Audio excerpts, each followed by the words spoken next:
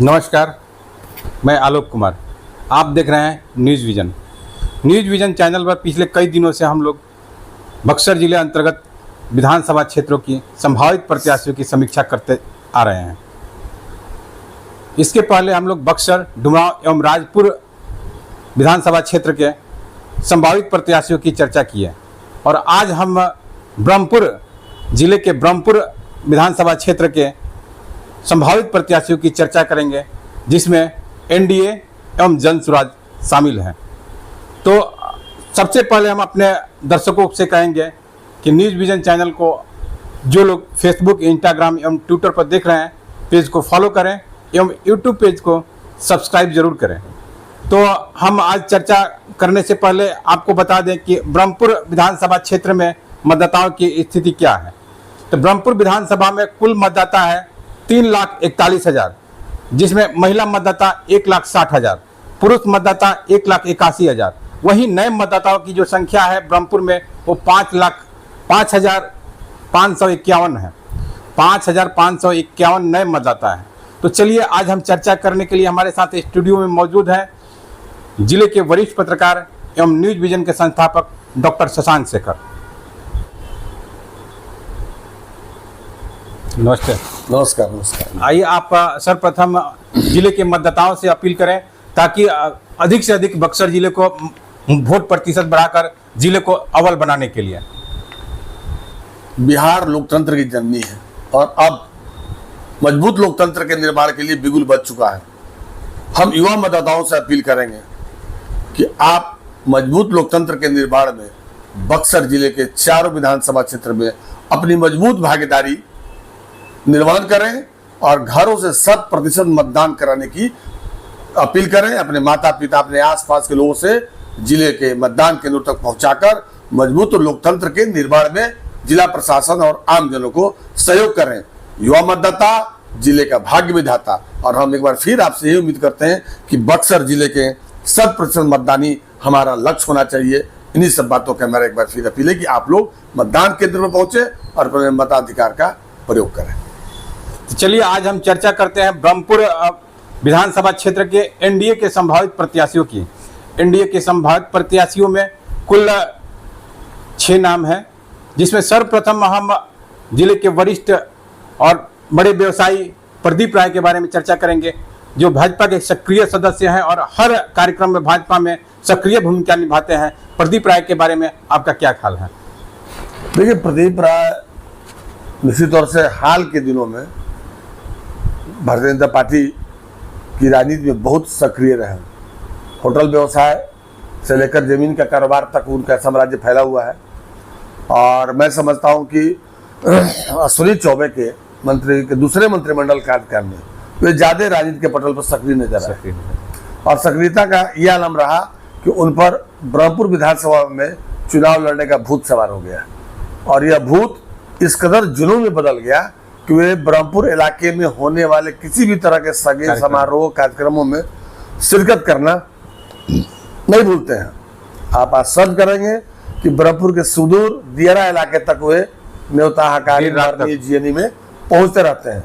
तो ऐसे में उनका दावा मजबूत है। एक दिन हमारी उनसे बातचीत हो रही थी तो उन्होंने कहा कि मेरा पूरा एक खाका तैयार है, मैं बूथ लेवल तक हमारे काम पूरी तरह चाक चौबंद मैंने कर लिए हैं। अब टिकट की बारी है। टिकट पाने में बक्सर विधानसभा का निवासी है। ऐसे में बक्सर और ब्रह्मपुर की दूरी 40-30 किलोमीटर की है। बक्सर के मतदाता ये है और वहां के चुनाव लड़ने की प्रत्याशी की होड़ में है। ऐसे में ब्रह्मपुर क्षेत्र के इलाका की जो जनता है उनके बीच इनकी गाड़ी पैठ बनी हुई है। अब जनता अपने विधायक के रूप में इन्हें कितना सपोर्ट करती है, स्वीकारता देती है, ये तो वहाँ की जनता पता है। और एनडीए में टिकट को लेकर बड़ी मारामारी है लोग जी। एक दल नहीं है वहाँ पर। अभी तो सीट शेयरिंग भी नहीं फाइनल हुआ, लेकिन लोग अपने अपने दावे मजबूती के साथ वहाँ रख रहे हैं। तो प्रदीप राय जी अपने ताकत, अपने पैसे, अपने सरोकार, अपने रिश्तों और अपनी मेहनत के बदौलत पर बूथ लेवल पर कमेटियों का गठन करने की बात कर रहे थे और बोले कि मेरा भाई जी खाका तैयार है, बस टिकट मिलेगा और उसे सरजमीन पर उतार देना है। तो अगर वो तैयार है और टिकट उनको पार्टी दे पाती है, हालांकि एक से एक दिग्गज लोग वहाँ बिल्कुल बिल्कुल जमे हुए हैं, आपको ही पता है कि वहाँ का टिकट पाना बहुत आसान नहीं है। बावजूद हमारी शुभकामनाएं हैं, अगर टिकट लेके आते हैं तो हमारे बक्सर का भी, हाँ, कि भाई एक साथ बक्सर और ब्रह्मपुर दोनों इलाके में इनकी अच्छी पैठ है और वे वहाँ पर अपने भाग्य को आजमाएंगे। चलिए फिर हम आगे अब चर्चा करने के लिए जिनके नाम रखेंगे वो बक्सर ही नहीं पूरे बिहार में चर्चित हैं, जिनका नाम है पटना में मशहूर अस्पताल है उनका दृष्टिपुंज के मुख्य चिकित्सक डॉक्टर सत्यप्रकाश तिवारी। वो लगातार पिछले 3 महीनों से ब्रह्मपुर क्षेत्र में काफी सक्रिय नजर आ रहे हैं, उनके बारे में आपकी क्या राय है? देखिए, डॉक्टर सत्यप्रकाश तिवारी निश्चित रूप से ब्रह्मपुर विधानसभा क्षेत्र के स्थानीय निवासी हैं। नैनी जोर उनका घर है और भारतीय जनता पार्टी की राजनीति में जो जिससे नैनी जोर पसंद करता है उसे ही वहाँ की जनता अपना प्रतिनिधित्व देने का मौका देती है। स्वामीनाथ तिवारी जी वहीं के रहने वाले हैं, लंबे समय से वे पार्टी के सेवक रहे हैं, जनसंघ से जुड़े रहे हुए, वहाँ का प्रतिनिधित्व भी किए हैं। और इस बार मुझे पता चला है कि डॉक्टर सत्यप्रकाश तिवारी को स्वामीनाथ तिवारी का भी आशीर्वाद प्राप्त है। डॉक्टर सत्यप्रकाश तिवारी आँख के बहुत बड़े सर्जन हैं और मुझे लगता है कि बिहार में जाना माना अस्पताल उनका है और इस इलाके के लोग जाते हैं तो उन्हें बहुत इज्जत और सम्मान के साथ उनका सेवा भी करते हैं और अपनी मेहनत और कर्मठता के बल पर वे चाह रहे हैं कि इस बार बाबा बरमेश्वर नाथ की नगरी में पूजा पाठ करके मन्नत भी मांगे हुए हैं कि हमें चुनाव का अवसर मिले, मैं जनता की सेवा करने लगूं। तो एक डॉक्टर हैं, पढ़े लिखे हैं और स्थानीय हैं, तो ऐसे में पार्टी अगर उनको ये जिम्मेदारी देती है तो अच्छा संकेत है। चलिए इसके बाद अब हम आगे चर्चा करेंगे ब्रह्मपुर की पूर्व विधायिका रही और भाजपा के भीष्म पितामह कहे जाने वाले कैलाशपति मिश्रा जी की बहू और भाजपा से जब अगली बार चुनाव में टिकट नहीं मिला तो ये जदयू में चली गई और जदयू की महिला आयोग की अध्यक्षा रही। तो उनके बारे में चर्चा करेंगे, आप उनके बारे में बताइए। देखिए, कैलाशपति मिश्र का नाम भारतीय जनता पार्टी का कोई अपरिचित नाम नहीं है। कैलाशपति जी के नाम पर भाजपा मुख्यालय पटना में उनके नाम पर सभागार भी बना हुआ है और भाजपा के संस्थापक सदस्यों में से रहे और उन्हीं के जीते जी दिलवनी को टिकट मिला, वे भाजपा से विजयी भी हुई, विधानसभा ही पहुंची और महिला होने के नाते हर घर तक वो पहुंचती है। लेकिन उनके पुत्र संतोष मिश्रा जो थे वे कुछ राजनीति की दिशा को गलत ट्रेंड में लेके चले गए और लोग के दिमाग में तरह तरह की बातें और दुष्प्रचार शुरू होने लगा। दुष्प्रचार के कारण वे उनका टिकट पार्टी में कट गया और टिकट कटा तब से वहां भारतीय जनता पार्टी अपनी पैठ नहीं बना पाई और लेकिन दिलवनी देवी एक साफ सुथरी छवि की नेत्री रही है और मुझे ये ध्यान आ रहा है कि ब्रह्मपुर के दियारे इलाके तक उनकी पहुंच थी, हर कार्यक्रम में जाना आना, लोगों के साथ उनका जुड़ाव रहा है।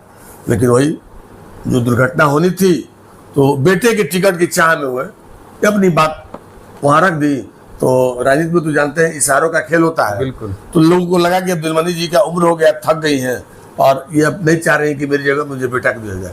और बेटे का परफॉर्मेंस पार्टी के लेवल बहुत अच्छा नहीं था, इसलिए पार्टी ने उन्हें बेटे को दिया। लेकिन अगर इस बार तो उन्होंने पार्टी छोड़ भी दी और मुख्यमंत्री नीतीश कुमार की पार्टी शामिल कर ली थी और उनका दामन थामा तो मुख्यमंत्री ने महिला आयोग की अध्यक्ष बना दिया, उनके परिवार का सम्मान करते हुए और उन्हें राज्य महिला आयोग का अध्यक्ष भी बनाया। फिर बाद के कालखंड में वे पुनः भाजपा में आ गई है। अब भारतीय जनता पार्टी और एनडीए के ई अलायंस में वो सीट है। अब देखना दिलचस्प होगा कि मजबूत दावेदार तो है लेकिन भाजपा कितना बड़ा दांव खेल पाती है, क्योंकि बहुत समय बीत गया है और 10 साल शंभू यादव वहाँ के ई एमएलए है। तो मुझे लगता है कि लंबी गैप के कारण नई पीढ़ी का ज़्यादा वहाँ प्रभाव तेज हो गया है। हालांकि मुझे लगता है कि टिकट मिलना थोड़ा मुश्किल, लेकिन मिल जाए तो कोई बड़ी बात नहीं है, एक बेहतर प्रत्याशी हो। चलिए अब आगे हम चर्चा करेंगे जिनका नाम है भाजपा के प्रदेश महामंत्री है ना, प्रदेश मंत्री है संतोष रंजन के बारे में आप क्या कहेंगे? देखिए, संतोष रंजन जी बिहार की राजनीति में काफ़ी सक्रिय हैं, कहीं कोई जिसमें दो राय नहीं है और बिहार के में उनका व्यवसाय भी अच्छा चलता है। बक्सर से लेकर और पटना तक वे जाने जाते हैं। लेकिन कर्म क्षेत्र उनका बिहार रहा है, लेकिन उनकी जन्मभूमि उत्तर प्रदेश में रही है उत्तर प्रदेश में पैदा हुए हैं, तो उत्तर प्रदेश में पैदा होकर बिहार की सरजमी पर अपनी कर्मभूमि बनाए हुए हैं और इसकी सेवा दे रहे हैं इस बिहार की भूमि पर। और भारतीय जनता पार्टी ने उन पर विश्वास जमाया है और वे प्रदेश के मंत्री के पद पर भी पहुंचे हैं। सबसे बड़ी खासियत संतोष रंजन राय की है कि भारतीय जनता पार्टी के जो बिहार के भी प्रभारी बनाए गए हैं धर्मेंद्र प्रधान, उनके फैमिली मेंबर हैं। पार्टी में दादा के नाम से मशहूर गिरिराज सिंह का भी उनसे पारिवारिक रिश्ता है। तो इस तरह के जो पॉलिटिकल कॉरिडोर में जो रिश्ते उनके हैं और नौजवानों के बीच वो काफी प्रिय है। और मैं समझता हूँ कि युवा मोर्चा के राष्ट्रीय उपाध्यक्ष भी रहे हैं। तो इस तरह कुल मिला के एक युवा चेहरा है और इस बार उनके लिए मौका भी है। और सियासत में उनके परम प्रिय धर्मेंद्र प्रधान बिहार के चुनाव के प्रभारी ही हो गए। तो अगर इस हिसाब से देखा जाए तो अगर धर्मेंद्र प्रधान का आशीर्वाद मिलता है और पार्टी के विश्वास पर खरे उतरते हैं जैसा कि वो लगातार मेहनत करते हैं, तो कोई बड़ी बात नहीं है कि टिकट अगर उन्हें मिल जाता है तो फाइट दे सकते हैं। चलिए अब आगे हम चर्चा करेंगे सत्येंद्र कुंवर के बारे में। सत्येंद्र कुंवर पहले कांग्रेस में थे, कांग्रेस के बाद करीब 20 साल से अधिक हो गया भाजपा में जुड़े हैं। लगातार हर चुनाव में अपना प्रयास जारी रखते हैं कि हमको टिकट मिल जाए, लेकिन अभी तक उनको सफलता नहीं मिली है। इस बार उनका क्या स्थिति रही? देखिए, सत्येंद्र कुंवर माँ काली के भक्त हैं, माँ काली का आशीर्वाद के लिए बराबर लगे रहते हैं। लेकिन उनके पॉलिटिकल जीवन का बड़ा दुर्भाग्य रहा कि वो जितने सफल अपने बिजनेस में होते चले गए और राजनीति में बराबर विफल होते गए। कांग्रेस में इतने दिनों से वो लगातार सेवा की, वहां भी उन्हें टिकट हाथ नहीं लगा। अंत में उनका मोह भंग कांग्रेस से हुआ तो वे भारतीय जनता पार्टी की सियासत करने लगे। और मैं समझता हूँ कि अश्विनी कुमार चौबे के साथ भी एक जमाना था कि दिन रात सुबह शाम उनके दरबार के नगीना हुआ करते थे। लेकिन 5 साल के बाद वो फिर वहां से बाहर हो गए और फिर भाजपा के विभिन्न चैनलों पर स्टेक होल्डर पर पार्टी में आते जाते रहे। लेकिन अभी भी उनको विश्वास है। इस बार भी मेरी बात उनसे हुई तो उन्होंने कहा कि नहीं, मुझे विश्वास है कि उन्हें ब्रह्मपुर से इस बार टिकट मिलेगा चुनाव में। लेकिन दुर्भाग्य इस बात का है कि इंडिया का जो सम्मेलन हुआ ब्रह्मपुर में, इंडिया का सम्मेलन हुआ विधानसभा वाइज, और उस विधानसभा के सम्मेलन में न प्रदीप राय को बोलने दिया गया, न सत्येंद्र कुंवर को बोलने दिया गया। तो ऐसे में आपकी जब इतनी उदास और इतनी क्या बोलते हैं कि उपस्थिति ही नहीं रह रही है जनता के बीच में, तो फिर पार्टी का टिकट और सिंबल कैसे मिलेगा? मुझे थोड़ा समझ से परे लग रहा है। वैसे डुमरी गांव कराने वाले हैं, ही विधानसभा आता है, लेकिन प्रयास जारी है। देखिए टिकट किसके भाग्य में आता है। चलिए, इसके बाद हम अब चर्चा जैसा शख्सियत की करेंगे, वो एनडीए के सहयोगी दल है लोजपा। लोजपा के हुलास पांडे लगातार ब्रह्मपुर क्षेत्र में सक्रिय हैं और पिछली बार उनको टिकट भी मिला था लेकिन चुनाव नहीं जीत पाए थे, और इस बार पुनः वो एनडीए के सहयोगी दल है और ब्रह्मपुर के टिकट के दावेदार हैं। उनके बारे में क्या राय? देखिए, हुलास पांडे एमएलसी रहे हैं बक्सर भोजपुर के, और तब से वो भूमिहार बहुल क्षेत्र ब्रह्मपुर को मानते हुए कोई अपनी भाग्य की आजमाइश कर रहे हैं। पिछली बार चूंकि एनडीए से बाहर थी लोजपा, तो लोजपा के अच्छे कद्दावर नेता हैं, अभी तो संसदीय बोर्ड के अध्यक्ष भी हैं। पिछली बार बरबसर मुख्य हत्याकांड में उनका नाम आया था और कोर्ट के कुछ फैसलों के बाद उन्हें पद छोड़ना पड़ा था, और 35,000 वोट लाए थे, दूसरे स्थान पर थे। जी। और आपको आश्चर्य होगा लोग कि हुलास पांडे राजनीति तो ब्रह्मपुर का करना चाहते हैं, लेकिन ज्यादा ब्रह्मपुर के क्षेत्रों में कार्यक्रमों में आता है। और ब्रह्मपुर की जनता ऐसे लोगों को अपना चहेता उम्मीदवार बनाना चाहती है, ऐसे लोगों पर विश्वास जताना चाहती है जो पूरे वर्ष 5 साल उनकी समस्याओं से सुख दुख में आके उसका हालचाल ले, उससे मिलता रहे, उसकी समस्याओं से रूबरू रहे। तो ऐसा कभी हुलास पांडे करते हुए देखे नहीं गए।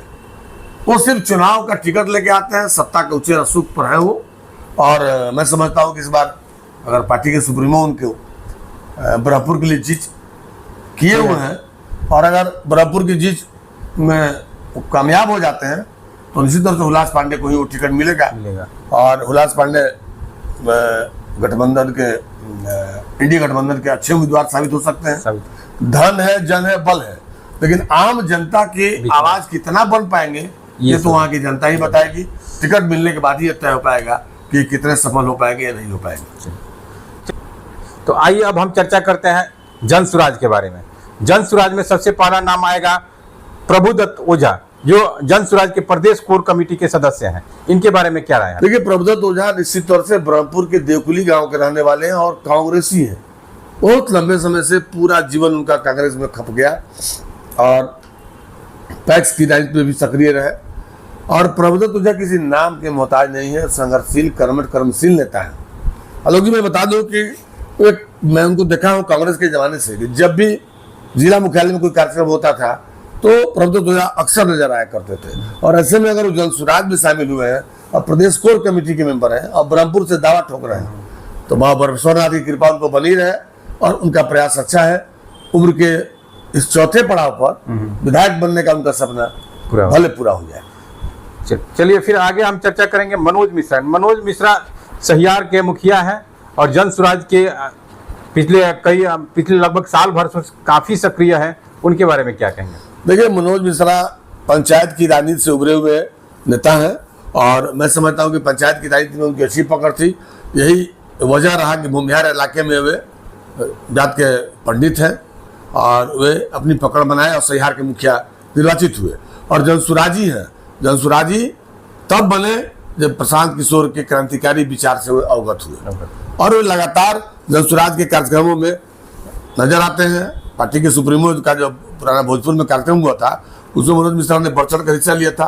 तो मैं समझता हूं कि अगर नौजवान है, कर्मठ है, कर्मशील है, मौका मिलता है तो अच्छी बात है। वहीं आप आगे जन सुराज की महिला जिला अध्यक्ष हैं अंशु श्रीवास्तव, जो कि मझवारी की बीडी से हैं। उनके बारे में क्या कहेंगे? लेकिन अंशु श्रीवास्तव जो जन सुराजी बनी है वो महिला की बहुत कुशल नेत्री है और जिला महिला जन सुराज की अध्यक्ष बनाई गई। अक्सर तथागत जी के साथ वो कार्यक्रमों में नजर आती हैं और निश्चित तौर से अंशु श्रीवास्तव मझवारी की जानी मानी हस्ती हैं। पंचायत चुनाव में उन्होंने अपनी सक्रिय भूमिका निर्वहन किया था और कर्मठ है।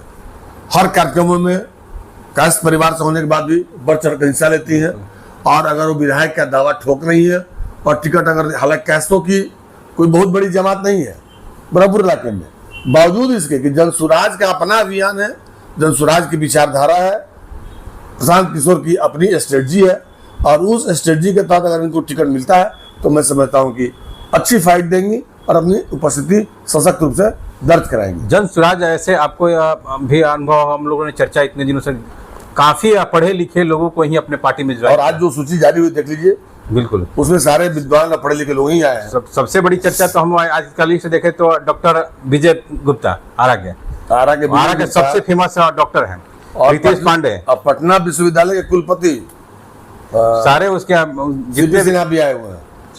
तो चलिए अब आगे चर्चा हम लोग समाप्त करेंगे। समाप्त करने से पहले हम अपने सभी दर्शकों को इतना जरूर अपील करेंगे कि न्यूज़ विजन चैनल के फेसबुक पेज, इंस्टाग्राम एवं ट्विटर को फॉलो करें एवं यूट्यूब चैनल को सब्सक्राइब जरूर करें। इसके बाद हम आपसे अपील करें बक्सर जिले के मतदाताओं से। मेरा एक बार फिर आपसे निवेदन होगा कि मजबूत लोकतंत्र के निर्माण में हम मतदाता अपनी सक्रिय भूमिका का निर्वहन करें और जिला प्रशासन द्वारा मतदान के कार्यक्रम में हम मतदाता बढ़ चढ़कर हिस्सा लें। और सबसे ज्यादा मैं अपील अपने युवा साथियों से कर रहा हूँ, आप हमारी अपील को सुन रहे हो तो अपने माता पिता, अपने आसपास के लोग को वोटिंग के दिन उनके मतदान के अधिकार के ले जाकर मतदान कराएं और मजबूत लोकतंत्र के निर्माण में अपनी भूमिका का निर्वहन करें। बहुत हमारे व्यूअर्स, हमारे दर्शक अगर हमारे खबरों को देख रहे हैं, हमारी चीजें कैसे लग रही हैं, हम जो परोस रहे हैं प्रत्याशियों के विषय में आपके क्या विचार हैं, हमारे विचार से आप अवगत हो रहे हैं, आपको अच्छा लग रहा है तो अपने सुझाव से हमको अवगत कराएं। हमारे कमेंट बॉक्स में जाकर अपने विचार रखें, कहाँ से हैं ये भी इसका उल्लेख करें और नियमित अपने इलाके की समस्याओं को हमारे साथ साझा कर सकते हैं। आज के लिए बस इतना ही। बहुत बहुत नमस्कार, धन्यवाद।